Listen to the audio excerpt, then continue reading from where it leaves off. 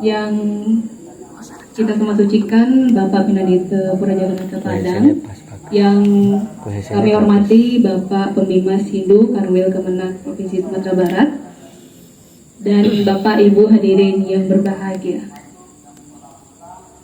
Puji syukur kita haturkan kehadapan Ida Sang Hyang Widiwasa karena atas asung ketewaran nugrahanya kita dapat berkumpul pada malam hari ini dalam acara persembahyangan bersama Purnama Kapan. Berdirinya saya di sini untuk menyampaikan sedikit pesan Dharma, dan topik yang saya ambil yaitu tentang karma pala. Bapak Ibu hadirin umat sedharma, saya yakin bahwa Bapak Ibu sekalian sudah paham betul mengenai karma pala. Akan tetapi saya ingin kembali mengulang mengenai makna dan juga jenis-jenis dari karma pala. Jadi untuk karma pala sendiri itu berasal dari dua suku kata, yaitu karma dan pala.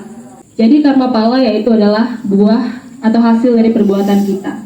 Yang pertama itu ada sancita karma pala, di mana perbuatan kita di masa lampau itu kita rasakan di masa sekarang. Lalu prarabdha karma pala yaitu perbuatan yang kita perbuat sekarang itu dirasakan di masa sekarang juga.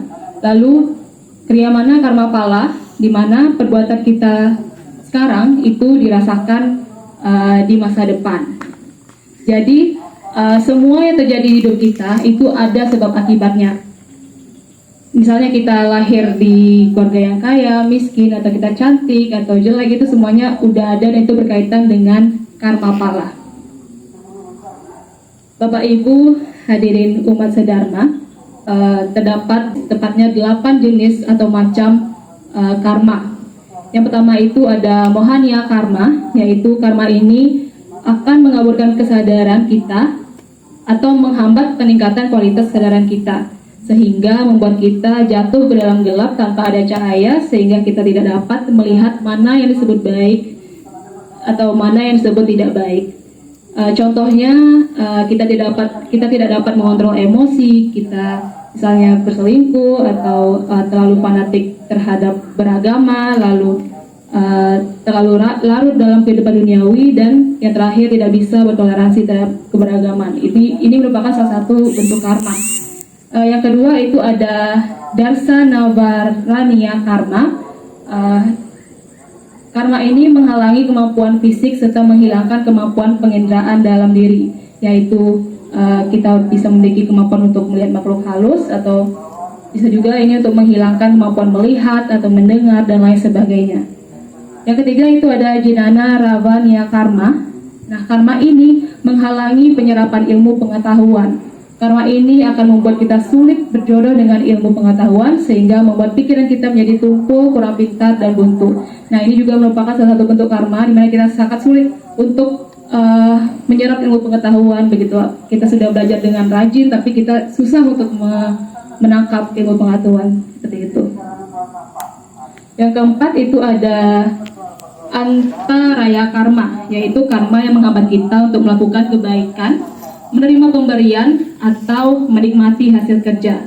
Contohnya, kita ingin berbagi kepada orang yang sedang terkena bencana, akan tetapi kita tidak bisa karena kita sendiri kesusahan, seperti itu.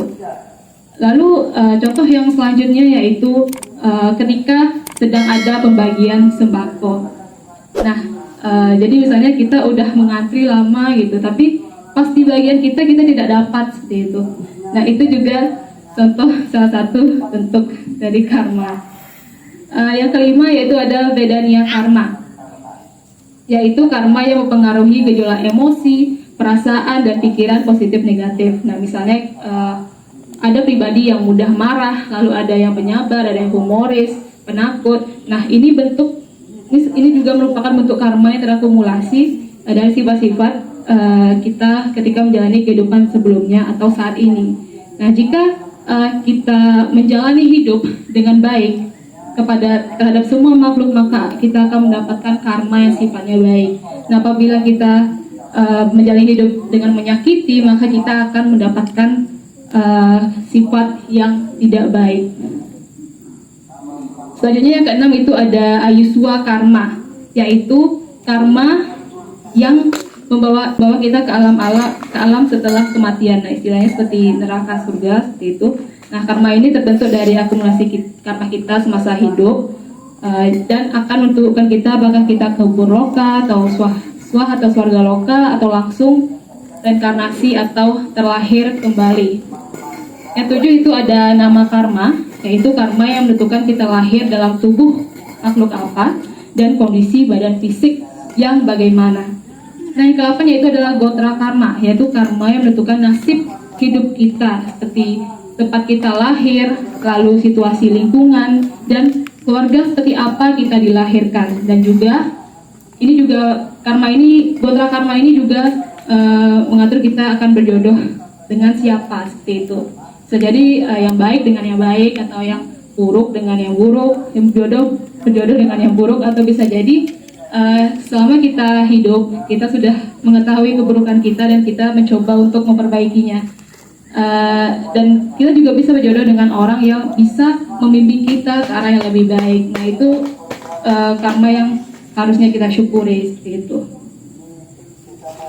Bapak Ibu umat sedharma, jadi kesimpulannya yaitu karma tidak hanya mempengaruhi fisik atau materi, akan tetapi bisa mempengaruhi hampir keseluruhan aspek kehidupan kita.